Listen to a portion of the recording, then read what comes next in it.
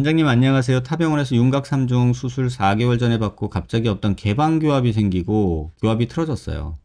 이런 얘기 가끔 듣거든요.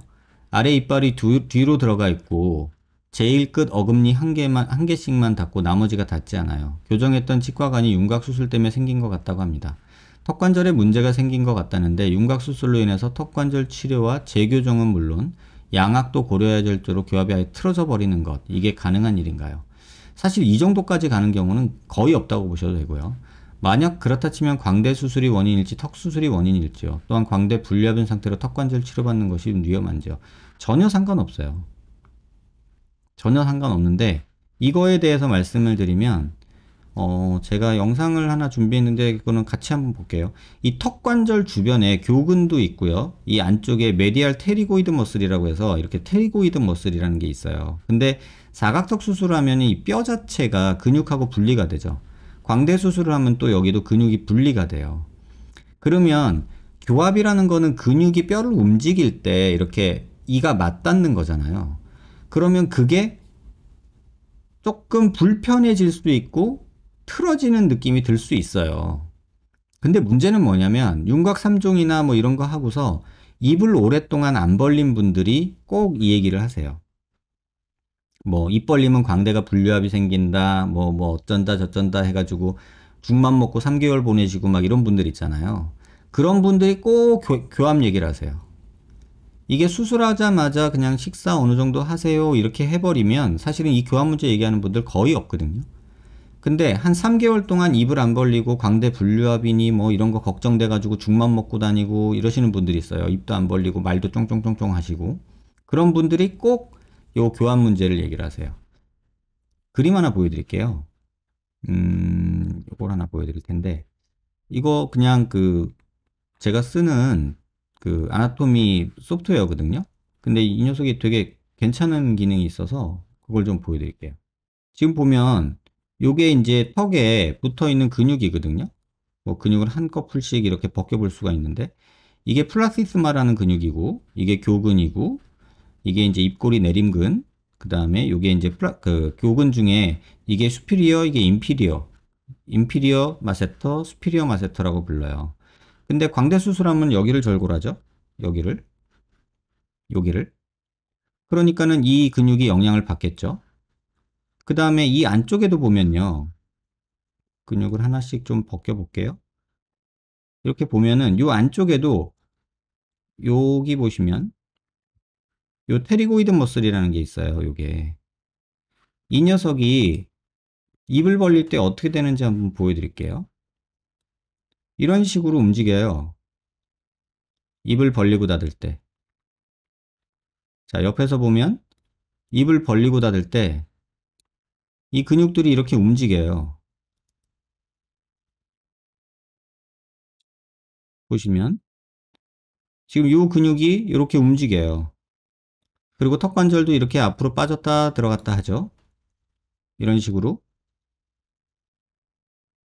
그러면 사각턱 수술하면 이 근육이 일단 끊기고 광대 수술하면 요 근육이 일단 좀 영향을 받고 그 다음에 템포럴 머슬 요 안쪽에서도 이 영향을 받죠. 그러니까 입을 다물고 열고 하는 이 근육들이 다 영향을 받아요. 그러면 이 영향을 받은 근육들 때문에 뭐 어느 쪽은 뭐 어떻게 자르고 어느 쪽은 어떻게 자르고 한 그런 부분들 때문에 이 뼈를 움직이는, 그러니까 다시 말하면 이 하악의 뼈를 움직여서 이 이빨을 제 위치에 딱 다물게 하는 이게 코디네이션이 안 되죠. 이게 코디네이션이 안 되는 게 뭐냐면 찌그덕거린다는 뜻이에요. 불편해진다는 뜻이에요. 한마디로. 그러면 이게 찌그덕거리는 모습이 생기는 게 우리가 말하는 교합이 틀어졌다. 뭐 이런 얘기를 하게 되는 거죠. 그래서 이런 얘기들이 이제 나오는 거예요. 입을 다물고 닫을 때 우리는 계속해서 이렇게 움직이는데 요 뒤에 있는 근육도 있고 이렇게 움직이는데 이 왼쪽과 오른쪽의 힘이 조금 달라지면 얘가 이렇게 밑으로 벌어졌다가 위로 담아질 때 요 미드라인이 안 맞는 거죠. 또는 턱이라는 게 이렇게 뒤로 빠지고 여기서 한번 빠지죠. 보세요. 밑으로 갔다가 한번 빠지죠. 이렇게 벌어지고 빠지고. 그러니까 턱관절은 두 가지 운동을 해요. 하나는 힌지, 이렇게 까딱까딱 했다 움직이는 게 있고, 하나는 서브룩세이션이라고 해서 이렇게 관절에서 빠져나오거든요. 그 과정이 여기에 이렇게 있죠.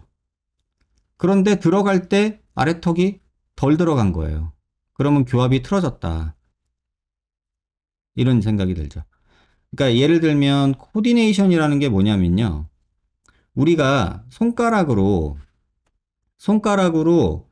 이 엄지랑 검지랑을 이렇게 딱 맞춘다고 생각해 보세요.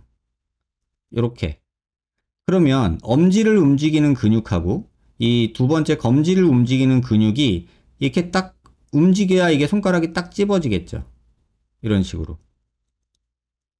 이게 찝어지려면 엄지를 움직이고 검지를 움직이는 게 같이 이렇게 찝어져야지 되죠. 근데 엄지를 움직이는 근육하고 검지를 움직이는 근육이 코디네이션이 안 되면, 협동이 잘 안, 협응력이 떨어지면 어떻게 돼요? 이런 식으로 되겠죠. 뭐 엇갈리겠죠. 이렇게. 또는 이런 것도 해볼 수 있죠. 이거 왼손을 움직이는 근육하고 오른손을 움직이는 근육이 이렇게 딱 맞아야 이거 ET를 할 수 있어요. ET를. 근데 이게 안 되면 이렇게 엇나가죠. 이런 식으로. 뭐 앞뒤로도 엇나갈 수 있고. 그 상태를 우리가 교합이 틀어졌다라고 말할 수 있는 상태가 되는 거예요.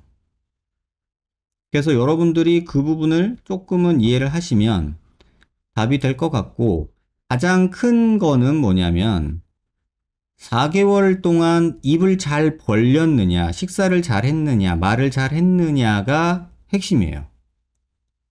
아마도 죽 먹고 입 안 벌리고 쫑쫑거리고 입 벌리면 뭐 불렵 생긴다 그래가지고 입을 안 벌리고 운동 안 하셨던 분들이 꼭 요 얘기를 하세요. 근데 이거 역시도 자꾸 움직이고 식사하시고 그러다 보면 좋아져요. 그러니까 뭐 이거 갖고 뭐 양악해야 되나, 뭐 치료를 뭐 엄청나게 받아야 되나, 이런 생각은 하지 않으셨으면 좋겠어요. 재미 섞으면 좋기는 한데요. 원장님 영상은 수술해본 사람들만 알아들을 수 있어요. 이 말도 참 많이 듣는 말이에요.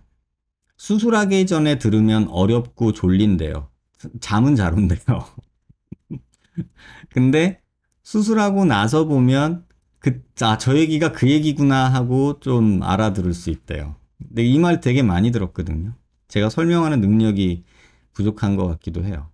아무튼 그래서 재미없는 게 맞기는 한데, 성형에 관해 명확히 정확히 환자가 알 수 있는 곳이 없는 것 같아요. 사실은 제가 이거 하고 싶어서 시작한 게 방송인데, 그러니까 뭐 헛소리 하는 사람, 뭐 개소리 하는 사람, 거짓말 하는 사람, 뭐 뭉뚱그려서 예쁘게 말하는 사람, 그 다음에 진짜 말하는 사람이 다 혼재해 있는 세상이다 보니까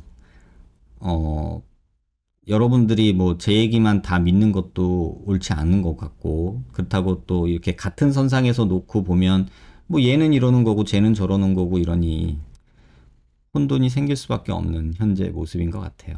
원장님, 자가진피 이용한 무보형 코 수술도 진행하나요? 네, 진행해요. 가끔 자가진피로 코 수술하자고 제가 권하는 경우도 있고요. 또는 보형물 빼고 뭐 염증 나고 이런 분들한테 그렇게 하는 분들한테도 얘기를 하는 경우도 있어요. 근데 이제 자가진피로 할 때는 높이는 많이 못 올려요. 그래서 참고하시기 바라고요. 수술 전에 대략적으로 예측할 수 있는 방법이 있으면 좋겠는데, 이거를 예측할 수 있는 방법이 이게 뭐 아주 시스테믹하게 객관적으로 수치적으로 말씀드릴 수 있으면 참 좋겠는데, 제 개인적으로는 저번에 말씀드렸죠. 로그 스케일 같다고. 그러니까 2mm 줄이면 2mm 줄어요. 그쵸? 근데 4mm 줄이면 그러면 4mm 줄어야 되는데 3mm 주는 느낌이에요. 5mm 줄이면 6mm 줄이면 6mm 줄어야 될 것 같은데 실제로는 4mm 주는 느낌이고요. 8mm 줄이면 한 4.5mm 주는 느낌이고, 약간 이런 식이에요. 그러다 보니 이게 정확하게 환자들한테 환자분은 몇 미리 줄이면 이렇게 됩니다 라고 예측해 주기도 힘들고, 이게 정말 힘든 내용이에요. 하지만 제가 상담하면서 환자분들한테 말씀은 드리죠.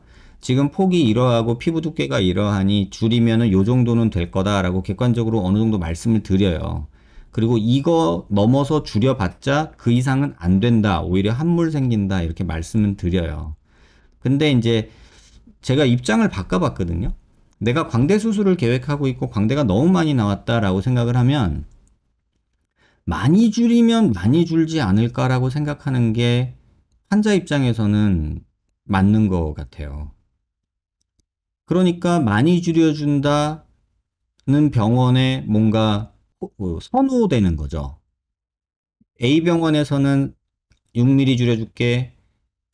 B병원에서는 8mm 줄여줄게. C병원에서는 10mm 줄여줄게. 그러면 내가 광대가 너무 커서 스트레스가 만빵이야? 그러면 10mm 줄여주는 데가 조금 더 선호되지 않을까요? 이게 환자 입장에서는 맞는 것 같아요. 근데 꼭 기억하셔야 될 거는 그렇게 줄인다고 그러면 10mm 효과가 나타나면 괜찮은 선택일 수 있는데 그렇지 않은 경우가 있다는 거. 그 다음에 그렇게 많이 줄였을 때 오히려 부작용이 생길 수 있다는 거. 그거를 감안하셔라 라고 말씀을 드리는 거예요. 지금 11월에 성형외과 학회가 있는데 그 두개안면 세션에서 발표를 해야 되는데 그 내용이 광대 수술의 인디케이션 뭐 이런 거를 이제 적응증 이런 거에 대한 발표를 해야 돼요. 그래서 그 발표 자료 만들면서 제가 자료 정리를 좀 할 거거든요. 예전에 말했던 거 이런 것들 뭐 해서 CT랑 이런 것들 좀 정리를 할 거예요. 그래서 다음 주쯤에 학회에서 발표할 자료 제가 만든 거를 방송에서 여러분들한테 같이 공유 드릴게요.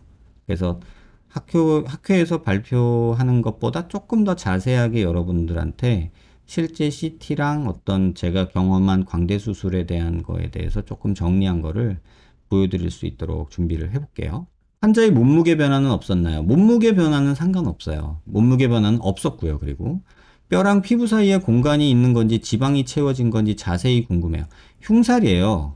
뭐 지방이 공간이 생긴 거는 아니고 거기가 뭐 지방이 채워지는 건 아니고 흉살과 이런 것들이 생기는 건데 사실은 MRI 찍어도 자세히 나오지 않는 영역이라 뭐다라고 말하기는 어렵죠. 요즘에 골막까지 상방으로 끌어올려 고정한다는데 그 골막 두께가 뼈와 피부 사이를 다시 채웠을 확률도 없을까요? 네, 이 확률은 거의 없습니다. 왜냐면 항상 말씀드리죠. 골막은 짜장면 싸는 랩 정도의 두께다. 근데 그게 몇 미리가 될 정도로 두꺼워지는 일은 생기지 않아요. 그래서 골막은 짜장면 싸는 랩 정도. 편의점 가서 또는 마트 가서 비닐봉지에 넣는 그 비닐 정도 두께. 이렇게 생각하시면 될 것 같아요. 원장님 논리대로라면 해당 환자가 원장님께 수술을 받았다 손 치더라도 광대뼈는 축소 일어났을지언정 얼굴 폭의 축소는 기대하기 힘들 것이라고 봐야 할까요? 이거는 뭐 제가 하고 누가 하고 문제가 아니에요. 뼈를 10mm 줄인다고 10mm가 주는 게 아니라는 사실을 말씀드린 거예요. 내가 하면 10mm가 줄어라고 주장하는 선생님이 또 생길 수도 있겠죠? 근데 현실은 그렇지 않다. 그게 이미지로 나타나는 거고 데이터로 나타나는 거다라는 거지. 뭐 내가 한다고 제가 한다고 더 뭐 줄일 수 있고 그런 거는 아니에요. 궁금한 것이 있어서 댓글 남깁니다. 압력이 많은 부위, 적은 부위에 따라 흡수율이 다를 거라 말씀하셨는데 그럼 코는 압력을 많이 받는 부위인가요? 코는 압력을 많이 받는 부위는 아니에요. 참고로. 콧등은 그렇게 압력을 많이 받는 부위는 아니에요. 근데 아주 낮은 코를 왕창 올렸다 그러면 압력이 늘어나겠죠. 왜냐면 피부가 늘어나는데 한계가 있으니까.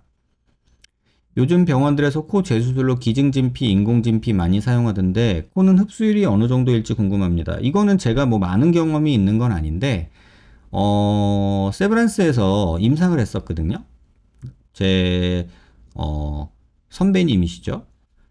이원재 교수님이 그 제품을 임상을 하셨어요. 근데 흡수율을 한 70% 정도 남는다고, 그러니까 한 20, 30% 흡수된다라고 그때 학회에서 발표하신 걸 제가 봤어요. 근데 현실에서는 제가 보면은 진피 이식을 하면 반 정도 남으면 석세스다라고 개인적으로 느끼고 있어요.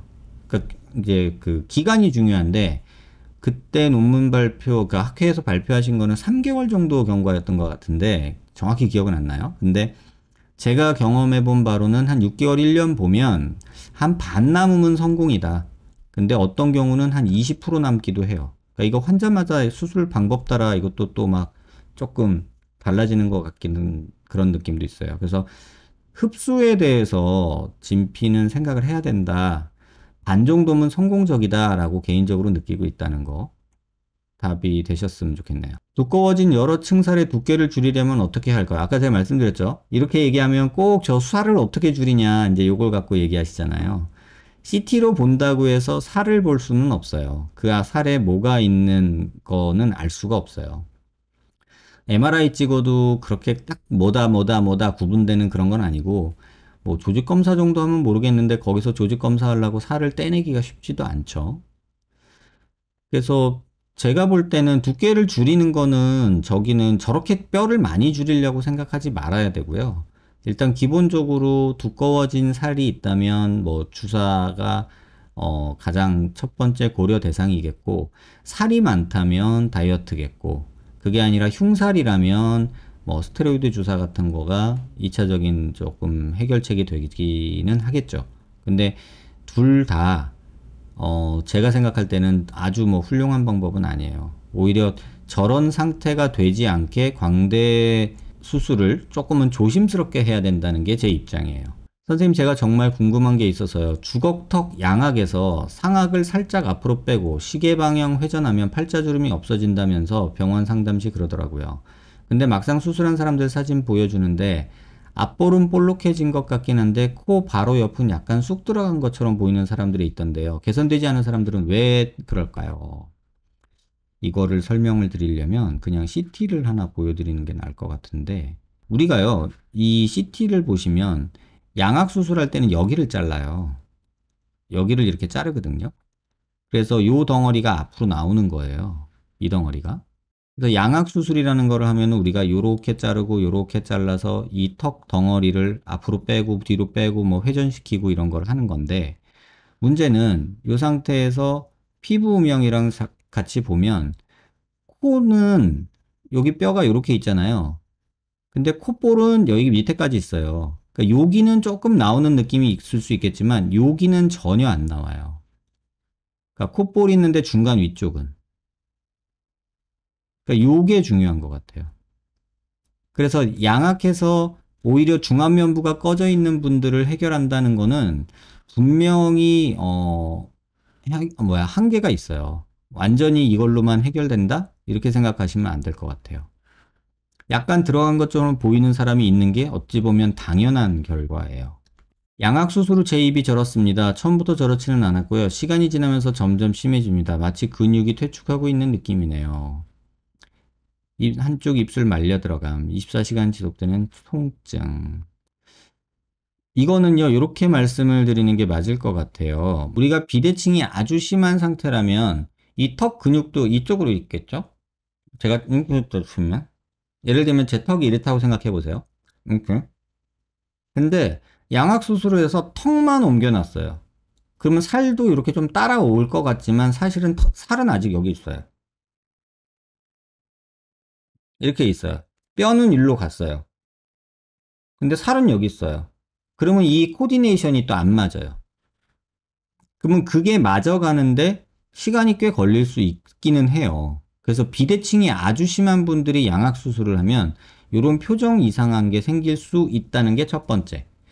또 하나는 턱끝에 어떤 조작을 가했느냐, 뭐 턱끝을 전진을 했느냐, 후진을 했느냐, 또는 뭐 티절고를 했느냐, 양악하면서 같이 하는 분들 꽤 많거든요. 그랬을 때 입 주변 턱 근육을 움직이는 그 근육이 약간 찢어진 경우에 입 움직이는 게 약간 바뀔 수 있어요. 근데 이거는 신경과에서 안면 근육 검사를 하던데 아래쪽은 안 했다. 아래쪽을 해야죠. 아래쪽이 안 좋으니까 아래쪽을 검사 받아보세요. 그럼 이게 신경 문제인지 근육 문제인지 신경과에서 검사를 해서 요거는 확인을 해야 돼요. 그래서 뭐 어떤 검사를 하는 게 아니라 신경과에서 안면 근육 검사 요 상황을 저한테 보여주신 것처럼 요런 상황을 보여주고 신경과 선생님한테 이게 원인이 뭡니까? 신경이 잘린 겁니까? 근육이 잘못된 겁니까? 그래서 요거를 꼭 확인을 하시는 게 오히려 중요할 것 같아요. 환자들에게 도움이 되는 정보 올려주셔서 감사합니다. 원장님께서 바쁘셔서 보실 수 있을지 모르겠지만 유튜브에서 영상을 보다가 이 영상에서 인도 의사가 턱끝을 18mm 전진하고 직접 자로 재서 보여주기까지 하는 정신나간 수술을 시행하는데 이게 실제로 가능한 수술인가요? 그래서 제가 이 영상 봤거든요. 근데 저렇게 옛날에 했죠. 교과서에도 있었고. 그러면 교과서에 있었고 옛날에 했으니까 저게 정석이냐라고 저한테 물어보시면 옛날에 했던 조금은 무모한 수술이 아니었을까라고 저는 생각을 해요. 그리고 그 영상에서 자로 18mm를 보여주는데 제가 턱이 이렇게 있어요. 그림을 좀 그려볼게요. 그러면 여기서 이렇게 잘랐어요. 그런데 그러면 18mm가 나갔으면 이렇게 나가야지 18mm잖아요. 그래서 요게 18mm여야 돼요. 요게. 맞죠? 근데 그 영상에서 수술이 어떻게 진행이 됐냐면 이렇게 있는 턱이 있는데 얘를 이렇게 잘라서 이 턱뼈를요 이렇게 만들더라고요. 그러니까 이렇게 만들더라고요. 이 빨간 뼈를 잘라서. 그리고서 여기다가 플레이트를 박아요. 이렇게. 그래 놓고 자를 어디다 대냐면 전진이 된 걸 잰다면은 요렇게 재는 게 맞잖아요. 요렇게 된 게 18mm잖아요. 요렇게 뼈를 만들어 놓고 요렇게 만들어 놓고 이 거리를 재더라고요. 이건 잘못된 거죠. 근데 어쨌든 간에 이게 실제로 가능한 수술인가요? 라고 물어봤죠. 뭐 이렇게 하는 사람들이 있었고 두어 분 블로그에 쓰시잖아요. 10mm 정도는 우습다, 뭐 나만 할 수 있다, 뭐 이런 거 있잖아요. 근데 저는 그게 옳다고 생각은 안 하거든요. 왜냐면 그 영상에 댓글에 이런 게 있더라고요. 뭐 하시는 분인지 모르겠는데 That's quite a big advancement. 진짜 전진 많이 했네. Will his bone heal in between? 뼈가 서로 붙기는 하니? 라고 물어봤어요. 그랬더니 그 수술하시는 영상 올리시는 의사가 yes 그랬어요. 그랬더니 어떤 시아말리 칼리따라는 분이 오케이 닥터 네가 yes 했지? 그래 의사야.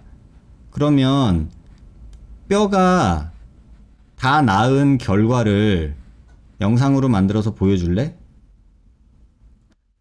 이렇게 얘기하죠. 제가 딱 이 입장이에요. 와 진짜 많이 전진했네. 근데 뼈가 붙긴 하니? 응.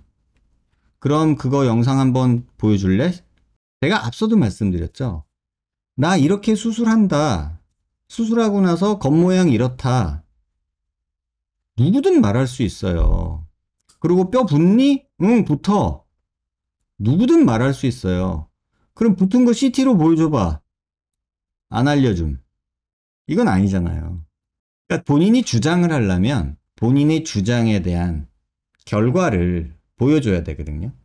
근데 그 결과는 안 알려줌이에요. 그러면 안 믿죠. 그리고 이렇게 주장하는 한국의 또 블로그 하시는 의사 선생님 있잖아요.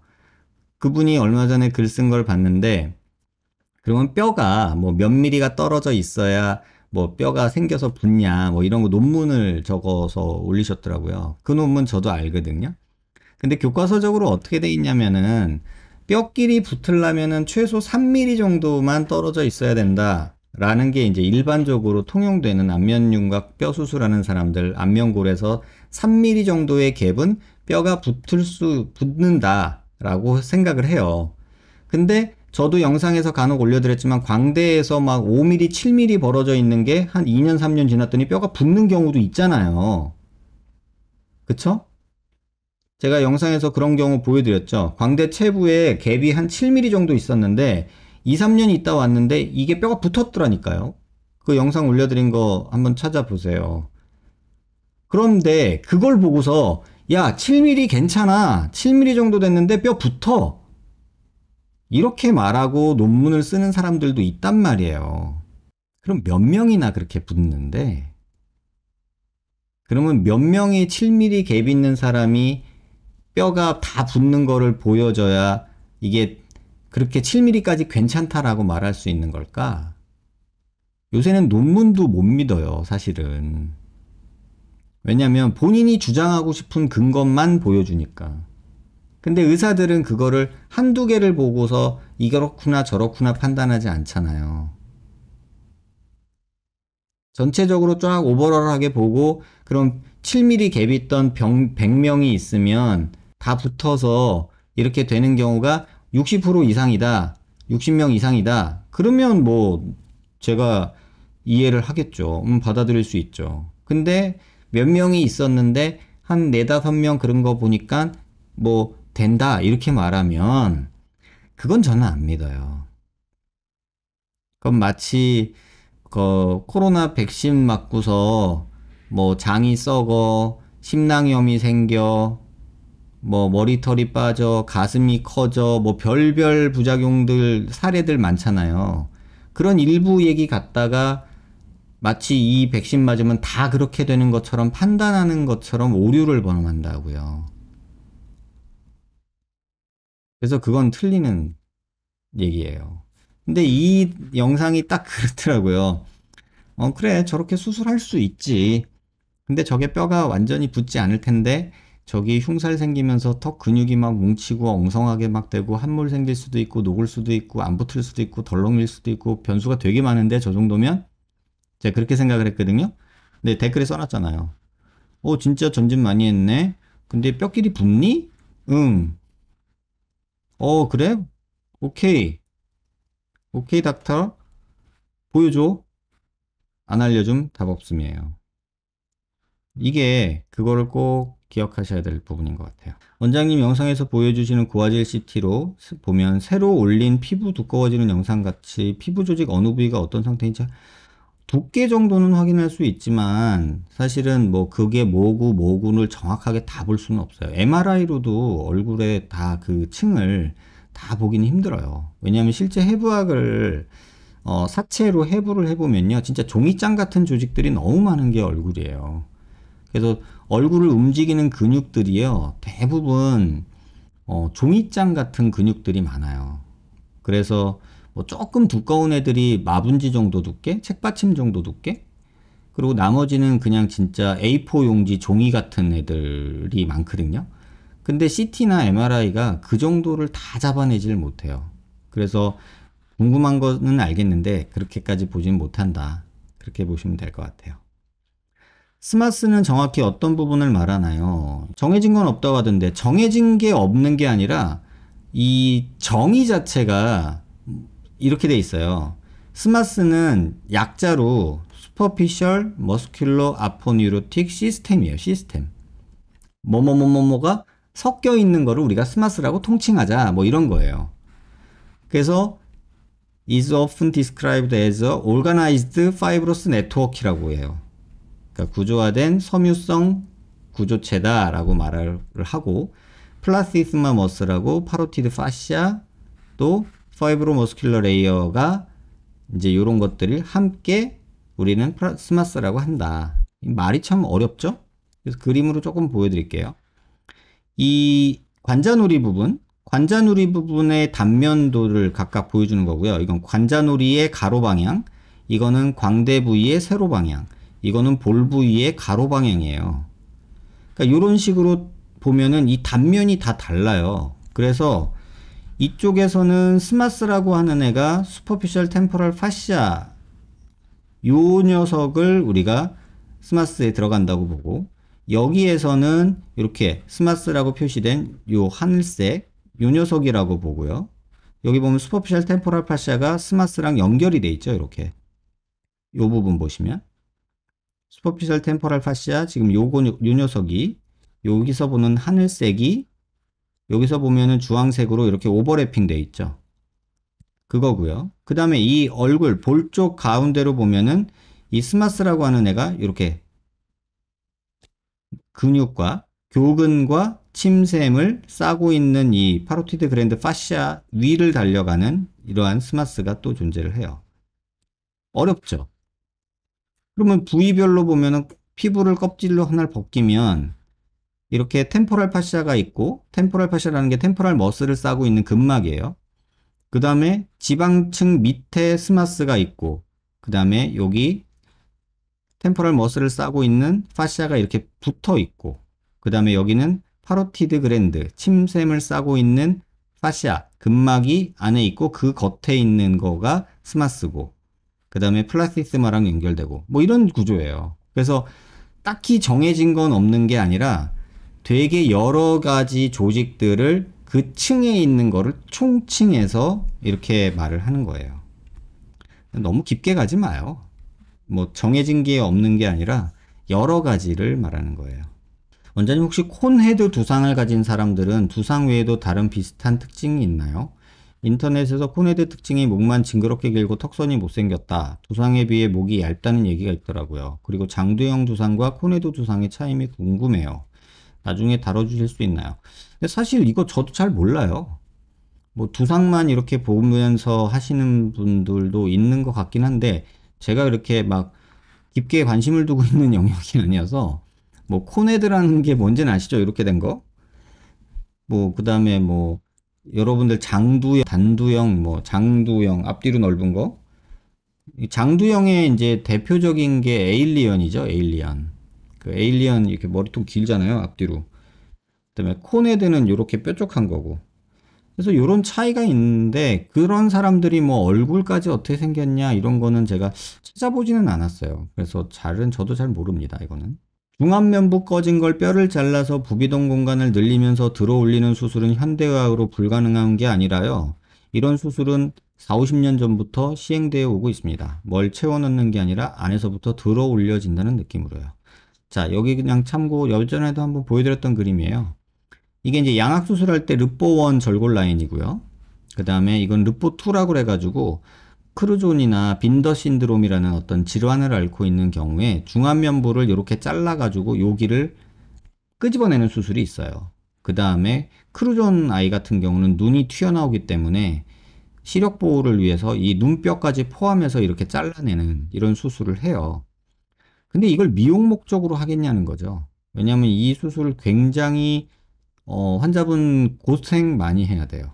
그냥 양악처럼 이렇게 핀 받고 끝내는 게 아니라 여기다가 와이어를 박아요. 철사를. 그래서 피부 밖으로 꺼내가지고 헤드기어를 쓰고 이거를 1, 2자로 우리 키 늘리는 거 하듯이 앞으로 빼는 수술을 해요. 그래서 미용 목적으로 르포 투쓰리를 한다는 거는 조금은 너무 많이 간 느낌이 있는 그런 느낌이에요. 그래서 이런 수술은 3, 40년 전부터 있어 왔고 시행되고 있지만 정상인을 대상으로 미용 목적으로 시행하기에는 조금 너무 크다. 이렇게 보시는 거. 예. 특히나 르포3 같은 경우는 이 스컬 베이스라고 그러죠. 뇌를 담고 있는 머리뼈 바닥까지 깨부셔야 되거든요. 그래서 조금 위험하죠. 그래서 정상인을 데리고 이 수술을 한다? 미용 목적으로? 이건 조금 너무 간 것 같아요. 선생님, 보형물 들어간 부분은 치조골과 기저골의 경계 부분인가요? 상악은요, 치조골이랑 기저골이 없어요. 다 치조골이에요. 상악은. 그래서 이거는 치조골에 들어간다고 보시면 되고요. 노블캡 보형물이에요. 치조골이라는 게 이렇게 이빨뼈 들어가 있는 거고요. 기저골은 베이잘본이라고 해서 밑에 있는 걸 말하거든요. 근데 이 치조골은 아래턱에서 부르는 이름이고요. 상악은 전부 다 치조골이라고 보시면 돼요. 선생님 안녕하세요. 이전 1개월 전에 올려주신 아나골절 신경이 2년 동안 돌아오지 않았다는 영상을 본 아나골절 환자입니다.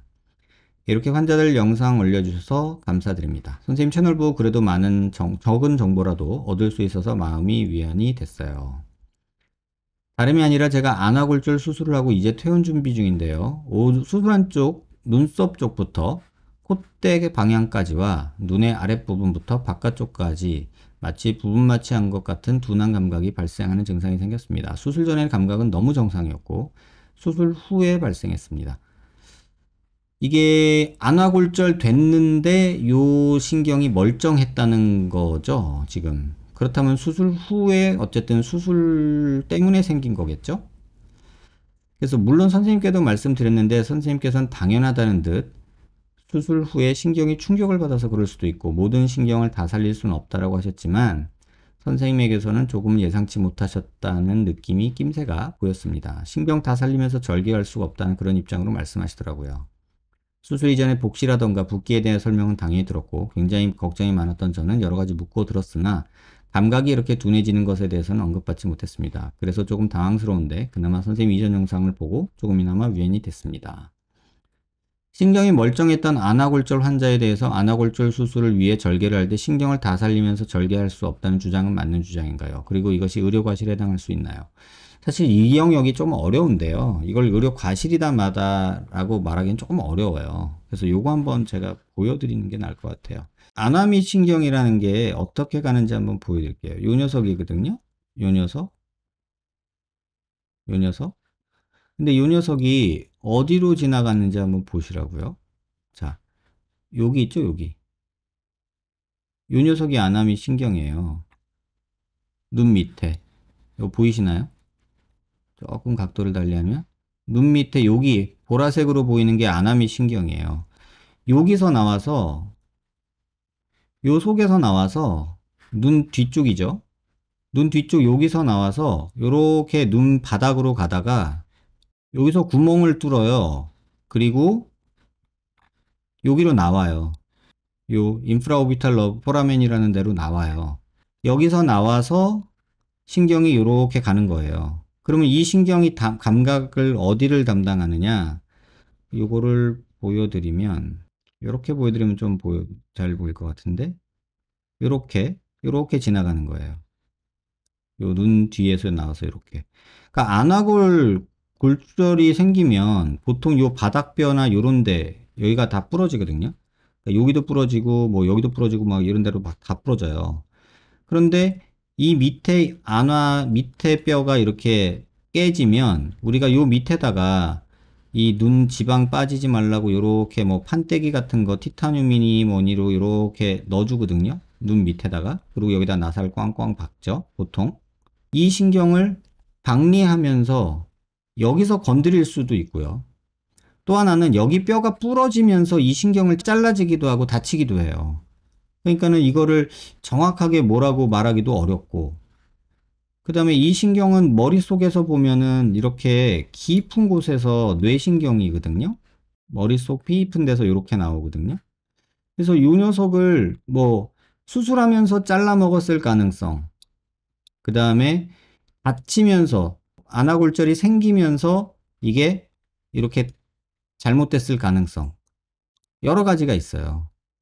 근데 요거 부분에 대해서는 조금 한번 생각해 보실 필요는 있어요. 이게 수술하면서 다치는 건지 아니면 외상을 입으면서 다친 건지 그건 솔직히 아무도 몰라요. 그래서 뭐 수술하고서 다칠 수밖에 없는 건 아니에요. 근데 다쳤을 가능성이 꽤나 있는 거죠. 그래서 이거를 수술 전에 선생님이 체크를 못했거나 또는 그 부분에 대해서 환자분한테 설명을 못했을 가능성은 있고요. 또 반대로 얘기하면 수술하면서 다쳤을 가능성도 있어요. 근데 이게 필수적으로 다칠 수밖에 없느냐라고 물으면 솔직히 둘 다 틀려요. 환자분의 입장은 이해는 돼요. 멀쩡하던 신경이 잘못됐으니까 너무 걱정되고 그런 건 이해는 되는데 그렇다고 이게 꼭 뭐 과실이다 이런 얘기를 하기는 조금 어려워요. 그래서 그 인과관계를 따지기가 조금 어려워요. 그러니까 수술하면서 다칠 수도 있어요. 본의 아니게. 뼈를 이렇게 들어 올려주다 보면 그 신경이 낑긴다는 표현 아시죠? 이렇게 눌려서 감각이 없을 수도 있고 또는 그 과정에서 끊어질 수도 있고. 근데 이런 경우라도 뭐 신경이 살아날 수도 있냐, 이거는 신경과 검사를 받아보시면 돼요. 완전 절개시 절단돼서 그런지 어쩐지는 아무도 몰라요. 수술하신 선생님도 아마 모르고 그랬지 이걸 일부러 끊어뜨려 먹었지는 않았을 것 같아요. 그러니까 정 걱정되면 그냥 신경과 검사를 받으세요. 그리고 어차피 대학병원에서 수술하셨을 거 아니에요. 그거를 가지고 그 성형외과, 뭐 안과 수술해 주신 선생님하고 상의를 해보시는 게 답일 것 같아요. 뭐 저야 일반적인 얘기밖에 못 드려서 환자분한테 딱 맞는 얘기를 드리기 어렵다는 게 지금 현실적이에요. 그래서 현실적인 제한이 많기 때문에 괜히 막 이렇게 뭐 의료 과실이냐 어쩌냐 이런 것까지 제가 판단하는 영역은 조금 무리스러운 게 있다는 거 참고하시면 좋겠어요. 선생님, 광대 수술 시 45도 옆광대, 뒷광대 모두 줄이면 눈 여백이 좀 줄어 보일까요? 그러니까 이런 생각 하시는 분들 많죠. 근데 되게 위험한 생각이에요. 왜냐면 이렇게 되는 분들도 있지만 내 광대뼈가 어떻게 생겼고 내 눈이 어떻게 생겼는지가 더 중요해요. 수술 방법이나 뭐 어떤 그런 것보다도 내가 뼈가 줄어들 여력이 있는지 내 눈이 그런 정도의 상태인지가 중요해요. 근데 그거 없이 그냥 이렇게 얘기해서 줄이면 나 여백이 줄어들겠지 뭐 이런 생각으로 생각하면 안 될 것 같아요. 그래서 내 상태가 중요하지 이게 되냐 안 되냐 뭐 줄이면 줄여 보이겠죠. 이건 그냥 상식이잖아요. 그런데 내 상태가 그게 효과적일 거냐 아니냐는 좀 다른 문제 같아요. 선생님, 성형 쪽은 아니지만 너무 답답해서 여기 글 올립니다. 손목에 프로로 주사 맞는 도중 약물 주입되기 전에 주사바늘 꼽았을 때 엄지손등에 송곳으로 꽉 꽂은 통증이 오더라고요. 그 후 약물 주입할 때는 괜찮았어요. 그리고 나서 주사 맞은 부위가 조금 화끈거리더니 한 8시간 후 주사 맞은 곳 살살 만지니 엄지손등이 찌릿하면서 송곳으로 꽂은 느낌이 나더라고요. 4주가 지난 지금 가만히 있을 땐 괜찮은데 그 부분을 만지면 찌릿한 감각 또는 손등 안에서 지렁이가 움직이는 듯한 느낌을 받습니다. 이게 감각신경인가요? 시간 지나면 괜찮아질까요? 이거 감각신경 맞고요. 시간 지나면 좋아질 것 같아요. 신경이 주사바늘에 자극이 됐을 수도 있고 그런 상황이니까 이거는 어쨌든 신경 손상이 됐거나 신경이 자극받은 거기 때문에 근데 감각신경이라서 거의 다 회복된다고 보시는 게 오히려 나을 것 같아요. 그 신경을 막 바늘로 찔러서 잘라지는 않았을 거니까요. 그죠? 그럼 핀 제거 후 뒷광대를 갈면 속이 빈 부분이 드러나도 괜찮은 건가요? 이게 뼈는 두 층으로 이루어졌다고 했잖아요. 안면골은 피질골 안에 있는 그 닭다리 뼈 안에 까만 것처럼 해면골이 있다 그랬잖아요. 근데 이렇게 해면골이 드러나도 이런 부분에 해면골이 드러나도 시간이 지나면 거기 피질골로 덮여요. 뭐 더 튀어나오고 이러는 거는 간혹 있기는 하지만 드물고 거기가 피질골로 덮여요. 그래서 상관은 없어요. 다만 그 해면골에는 나사를 받고 고정하거나 이런 짓을 못 한다는 거죠. 안녕하세요, 선생님. 광팬인 사람입니다. 방금 비염 수술과 성형을 같이 하여 코끝을 비중격 연골로 하고 콧대를 실리콘으로 한 사람입니다. 실리콘으로 수술 시 구축 확률이 매우 높다는 다른 원장님 영상을 보게 되었는데 이 부분에 대한 견해를 여쭙고 싶습니다. 당장 구축이 일어나는 게 아닌 10년, 20년 뒤 조금씩 구축이 올 확률이 매우 높다고 하셨습니다. 영상 속 의사 선생님 말씀은 구축원 환자의 경우 수술한 병원을 가는 게 아닌 다른 재수술 병원으로 가기 때문에 그 병원의 구축 발생 통계가 낮다고 하셨습니다. 즉 통계상의 오류라고 하셨습니다. 이런 부분들에 대한 의사님 견해를 여쭙고 싶습니다. 선생님과 상담을 간절히 하고 싶었으나 도저히 예약이 밀려 잡을 수가 없더군요. 그렇지는 않은데 저 저번 달에 대면 상담으로 10월 9일 원장님과 상담 예약하여 방문 예정입니다. 구축이 걱정된다고 말씀을 하셨는데 사실은 실리콘으로 구축이 발생을 한다 뭐 그럴 수 있어요. 근데 아닌 경우가 훨씬 많아요. 이것도 통계가 뭐 정확하게 어떻게 뭐 정해진 건 아니고 병원마다 그걸 뭐 통계를 갖고 있거나 그런 건 아니잖아요. 그러니까는 이런 논문들이 되게 차이가 많아요. 어떤 경우는 뭐 3%, 어떤 사람은 뭐 5%, 어떤 사람은 15%뭐 이런 보고들이 있어요. 근데 그거를 다 우리가 믿을 수는 없어요. 왜냐면 의도자, 그러니까 그런 보고를 하고자 하는 의도가 들어가 있기 때문에 그 의도를 배제한 통계 자료가 나와야 되는데 사실 그런 통계 자료를 만들기가 쉽지가 않죠. 그래서 구축이 있다는 건 알고 있지만 그게 확률적으로 어떻다라고 말하는 건 조금 어려워요. 다만 염증이 나면 100% 구축이 온다고 보는 게 맞아요. 그래서 그걸 너무 걱정하지는 마세요. 이미 넣었잖아요. 그러면 그거 걱정할 필요 없잖아요. 염증 안 생기고 잘 낫으면 되죠. 근데 그걸 걱정할 필요는 없잖아요. 그리고 이런 의사들이 있다. 뭐 이 얘기는 본인의 의도가 있잖아요. 난 실리콘 안 쓴다. 난 자가 뭐 무보형물 수술하는 사람이니까 이런 글을 쓰지 않을까요? 그럼 그 사람 주장은 그런가 보다 라고 생각하시는 게 맞지. 실리콘 쓰는 병원이 훨씬 많잖아요. 그러면 그 사람은 다 뭐 틀린 건가? 그냥 한 발짝 떨어져서 생각하시면 되지 않을까 싶어요. 제가 뭐 이런 거에 대해서 일일이 뭐 이게 맞다 저게 맞다 답을 드리기도 어렵고 사실 논문도 많은데 이 통계가 명확하게 믿을 만하냐라고 신뢰할 만한 통계는 거의 없는 것 같아요. 제가 또 이거 봤어요. 이분이 이제 성형외과 전문의는 아니신 것 같고요. 비전문의신 것 같은데, 이중턱은 괜찮고 얼굴은 안 된다라는 말은 신라면은 괜찮은데 너구리는 먹지 마세요라는 말이라고 또 이제 영상에서 말을 하셨대요. 그래서 오케이. 뭐 그렇게 말할 수 있다는 것까진 좋아요. 그러면은 뭐 이 선생님 영상을 제가 그래서 봤거든요. 경험이 없고 그래서 잘하는 사람한테 받아야 된대요. 그래서 그러시군요. 그래서 이제 영상을 봤어요. 그럼 이제 결과를 좀 보여주지 않을까? 나 이런 환자를 이렇게 내가 해서 이렇게 했다. 이렇게 보여줘야 될 거 아니야. 근데 그게 없어. 전 그러면 아예 무시하거든요. 그 주장만 있지 결과가 없잖아요. 그런 생각 안 드세요, 여러분? 뭐 달걀 뭐 이런 것도 하시더라고요. 뭐 달걀 수술? 아, 계란 수술? 뭐 아무튼 뭐 그런 거 비슷한 거 이런 거 있더라고요. 그래서 아, 이거 그렇구나라는 생각이 들었어요. 그래서 뭐 결과를 보여주면 뭐 한 수 배울 수도 있고 뭐 전문이고 뭐 젊고 어리고가 뭔 상관이에요. 근데 영상을 보다 보니까 사람이 좀 매력이 있더라. 그런 생각은 들었어요. 저 설득력 있게 생긴 약간 매력 있다. 약간 여성적인 그런 표정 멘션이 되게 많고 되게 그냥 모르는 사람이 보면 또는 젊은 친구들이 보면은 되게 매력 느낄 만한 의사 캐릭터구나. 뭐 이런 생각이 들었어요. 근데 어쨌든 간에 저는 이제 의사니까 제 하는 영역이다 보니 그러면 결과를 보여주지라는 생각이 들었어요. 근데 결과는 없었어요. 그리고 또 그분이 하시는 수술 중에 그러니까 뭐 지방 흡입을 주로 하시나 봐요. 그래서 지방 흡입을 하고 뭐 이름이 뭐였는지 기억이 잘 안 나는데 뭐 달걀 수술인가 그러고 뭐 달걀 플러스 뭐 달걀 머시기 뭐 이런 거가 있다고 하시더라고요. 그래서 뭐 뭔 차이야? 그리고 봤더니만은 그냥 지방 빼고 뭐 이렇게 뭐 인모드 고주파가 이런 거 하는 거랑 지방 빼고 이렇게 아큐로 왔다 갔다 해주는 거 그걸 뭐 구분을 해서 이렇게 하시는 것 같더라고요. 지방 흡입 후 레이저를 직접 넣어서 어쩌고저쩌고 뭐 이거 있잖아요. 울세라 써마지처럼 열을 가해서 구워준다는데 그게 아큐예요. 그게 아큐. 여러분이 아시는 아큐가 그거예요.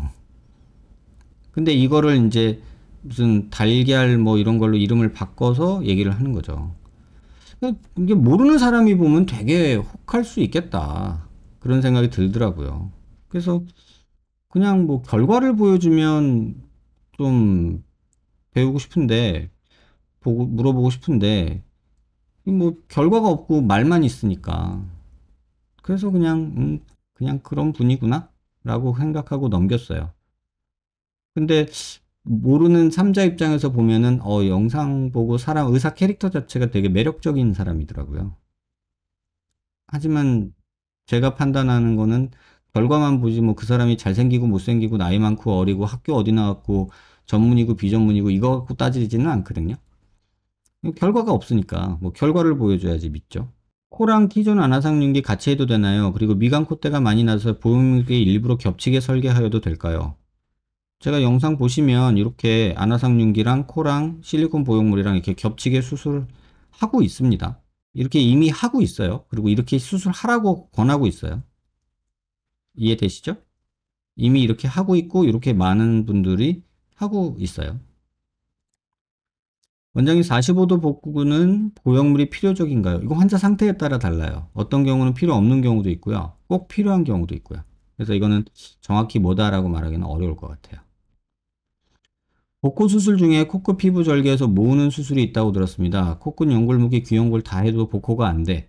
그러면은 이제 겉으로 이렇게 자르는 거 한다 했잖아요. 근데 이분은 저한테 다른 코 수술을 받기 전에 이미 그 수술을 하고 오신 분인데 흉터가 되게 고운 편이에요. 잘 티도 안 나요. 이렇게 여기를 이렇게 잘라내고 꼬맨 거거든요. 근데 뭐 여러분 보시기에 어떤지 모르겠는데 여기 흉터가 있기는 있어요. 이렇게 보면. 근데 이렇게 멀찌감치 보면은 그렇게 많이 보이진 않죠? 지금 잘 보면 여기 이런 식으로 이렇게 흉터가 있어요. 근데 그렇게 많이 티나진 않지 않나요? 그냥 보시면 될 것 같아요. 근데 이 경우 모든 경우가 이렇다라고 생각하지 마세요.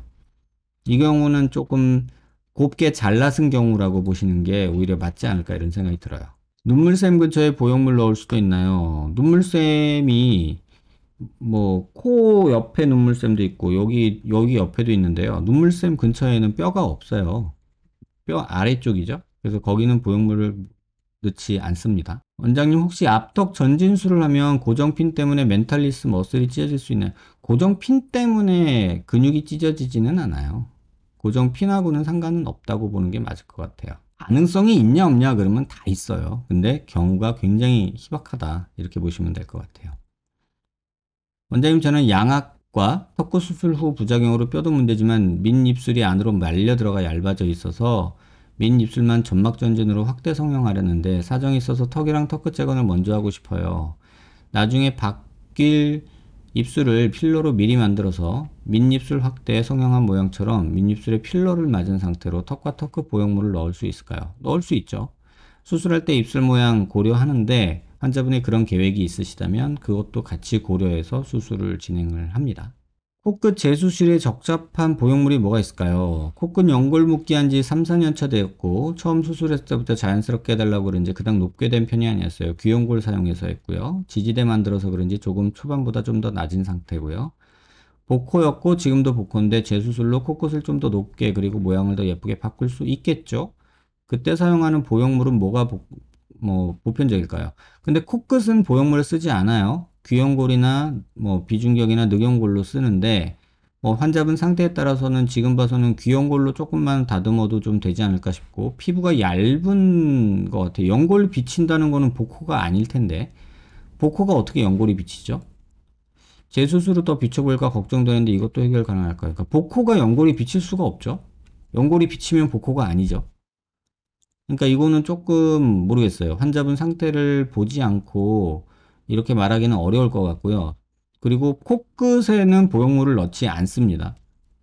그냥 자가연골로만 합니다.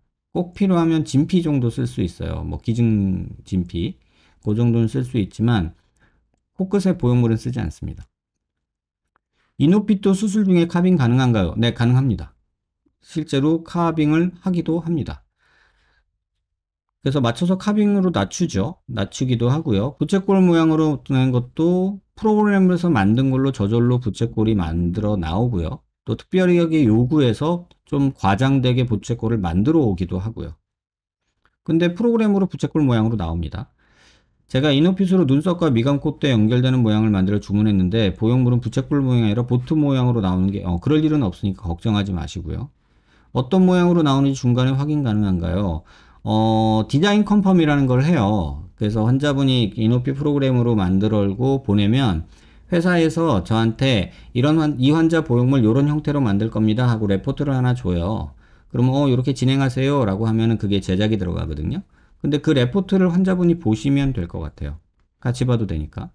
그거 보면은 어떤 모양으로 나올지 환자분이 대충 알 수 있을 것 같아요. 무턱 보형물 뼈 침식에 관해서 질문 드립니다. 본시멘트 개별적으로 맞춰서 어쩌고 하면 1mm 미만이다. 혹은 미세하게 자국 남는다. 0.2에서 0.3mm다. 이렇게 말씀해 주셨더라고요. 구체적인 수치를 생각하면 0.23mm 정도라고 생각하면 될까요? 1mm 미만이라는 표현이랑 조금 갭이 있어 보여서요. 제가 이 글 보고서 와 진짜 말 조심해야겠다 이런 생각이 들었거든요. 여러분 1mm 미만인데 0.2mm나 0.3mm다 그러면 엄청나게 크게 느껴지시나요? 전 이거에 대해서 저는 이렇게 생각하지 않았는데 이렇게 질문 주시는 거 보니까 와 이렇게도 생각할 수 있구나 이런 생각이 들었어요. 1mm랑 1mm 미만이라는 거는 0.9mm 정도부터 얘기를 하는 거겠죠? 그럼 0.9mm랑 0.3mm랑 엄청나게 차이가 있게 느껴지시나요? 저는 그닥 큰 차이 못 느끼거든요. 1mm, 0. 몇 mm는 사실은 수술 시에는 무시하는 수치예요. 제가 보형물 만들어 넣을 때도 지금 목표로 하고 있는 정밀도가 500 마이크로거든요. 500 마이크로면 0.5mm 정밀도를 저는 계획을 하고 있어요. 그래서 0.5mm만 정밀도가 나오면 저는 흡족하게 만족스러운데 지금 환자분이 말하는 1mm 미만, 0.2mm, 0.3mm가 갭이 되게 크다고 생각을 한다면, 그러면은 저랑은 완전히 이 비전이 너무 다른 것 같아요. 저는 이 차이가 그렇게 크다고 느끼진 않거든요. 이걸 갭이라고 말할 정도로. 근데 이렇게 생각하시면, 뼈 침식이나 이런 거에 대해서 너무 예민하신 게 아닐까, 이런 생각이 들어요. 뼈 침식 몇 년, 몇 개월 기간에 걸쳐 진행되는지 궁금합니다. 이거 영상 따로 있잖아요. 뼈 침식에 대해서. 그 영상 한번 보시면, 이해하실 수 있을 것 같아요. 근데 이걸 센치랑 미리랑 헷갈릴 정도로 생각하신 건 아닌 것 같아요. 이거 1mm 미만이다. 미세하게 자국 남는다. 0.2에서 0.3mm다. 저는 이 세 가지가 사실 같은 얘기거든요. 저한테는. 근데 이거를 다른 얘기다. 말 바꾼다. 갭이 있다라고 이거 얘기하시면 제 입장에서는 조금 당황스러워요. 그 정도 정확하게는 못 맞춰요. 뼈 수술하는 사람이 0. 몇 미리를 맞춘다? 제가 500 마이크로 0.5mm잖아요. 0.5mm. 500 마이크로면 0.5mm거든요. 0.5mm 정밀도로 뼈 수술하려고 나는 보형물 만들려고 용 쓴다 그러면 사람들이 전부 다 변태라 그래요. 저 독한 놈, 저 변태 이렇게 얘기를 한단 말이에요. 왜냐면 저 프린팅 관련해서 일하는 사람끼리 난 목표가 500 마이크로다 이러면은 저 변태 이런단 말이에요. 근데 환자분들 눈높이는 0.2mm랑 1mm 미만이랑 이게 갭이 있다고 해버리면 저보다 더 하신 건데요. 코수술 염증에 관해 궁금한 점. 분시멘트 염증 비율이 1%가 안 된다고 하셨는데 코 실리콘 보형물 염증으로 빼게 되는 경우 통계적으로 몇 퍼센트? 이것 앞서 말씀드렸죠. 3% 말하시는 분들도 있고 10% 말하시는 분들도 있고 뭐 7% 말하시는 분들도 있고 그래요. 근데 제가 경험적으로 보면 5% 언저리에서 왔다 갔다 하는 것 같아요. 본시멘트가 염증에 유리하다면 콧대 보형물로 사용 가능한가요? 아니요. 콧대 보형물은 말랑말랑해야 되는데요. 본시멘트는 진짜 딱딱해요. 그래서 코에는 못 써요. 이노핏이 여러 가지로 염증 측면에서 유리하다고 하셨는데 염증 관련해서 유의미한 통계가 나오는 건 아직 먼 얘기인가요? 통계 자료라는 게요. 통계가 뭔가요? 10명 했는데 몇 퍼센트다. 이거 통계로 여러분 믿으시나요? 보통 통계 자료로 우리가 믿을만 하려면 그 모수라고 하죠. N수가 많아야 돼요. N수. 그래서 100명의 몇 프로, 뭐 1000명의 몇 프로, 10,000명의 몇 프로, 여러분 신뢰도가 달라지잖아요. 근데 지금 제가 알기로 제가 한 경우가 뭐 한 2, 30 케이스 되나요? 50 케이스 정도 되나요? 아무튼 그 정도 되는 것 같은데 그걸로 통계 내는 게 의미가 있나요? 근데 본시멘트를 제가 통계를 낼 때는 뭐 1000케이스, 2000케이스 단위로 통계를 낼 수 있으니까 프로테이지가 의미가 있지만 이노피 지금 시작한 지 1년 됐는데 그렇게 많이 제가 다 모든 코 수술을 이노핏으로 하지도 않거니와 그래서 그걸 뭐 100케이스, 200케이스 정도 되면 조금 통계가 얘기를 할 수 있지 않을까 그런 생각이 들어요. 비염 환자의 경우 실리콘 보형물의 염증 발생률이 더 큰가요? 커진다고 일반적으로 생각을 해요. 하지만 아주 막 그렇다고 2배, 3배는 아니고 보통 사람들보다는 염증 확률이 좀 더 높다라고 얘기는 해요.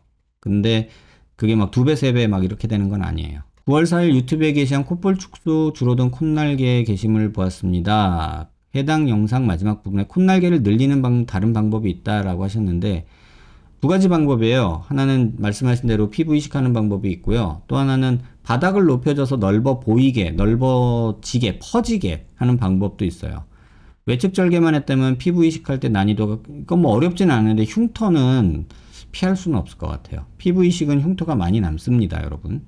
안녕하세요, 스님. 저는 저저번 달에 울산에서 와서 CT 찍고 상담받았던 남학생입니다. 다른 게 아니고 그때 상담 내용 중 턱 수술에 관련해서 궁금한 게 있습니다. 시간이 지나다 보니 저에게 귀뒤사각턱 수술을 하라고 하셨던 건지 아니면 긴곡선 절제 수술을 하라고 하셨던 건지 헷갈려서요.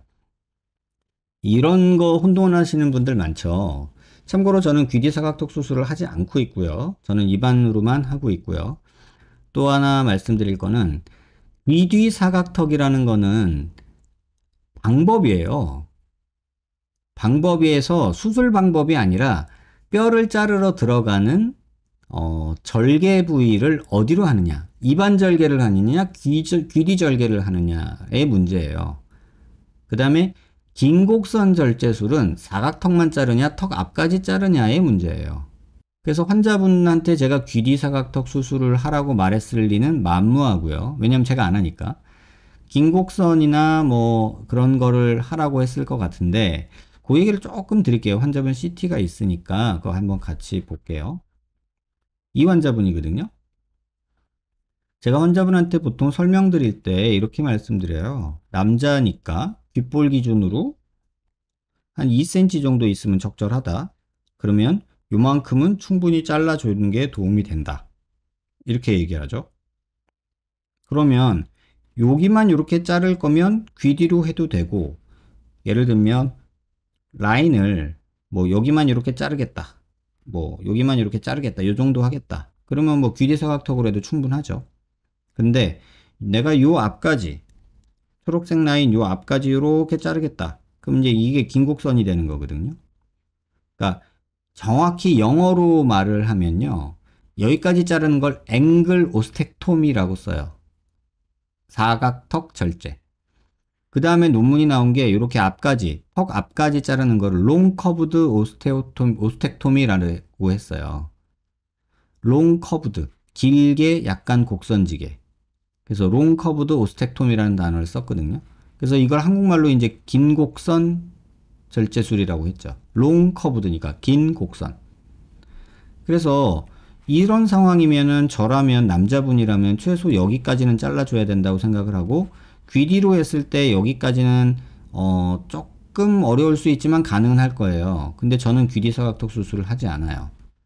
그러면 환자분한테 제가 말씀드린 거는 귀뒤 사각턱 수술이 아니라 긴 곡선을 하라고 말씀드린 거라고 이해하시는 게 될 것 같아요. 맞을 것 같아요.